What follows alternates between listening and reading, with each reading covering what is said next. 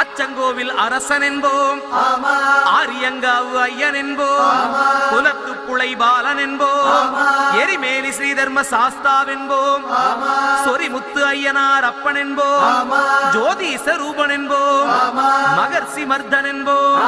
மணிகண்ட சுவாமி என்போம்,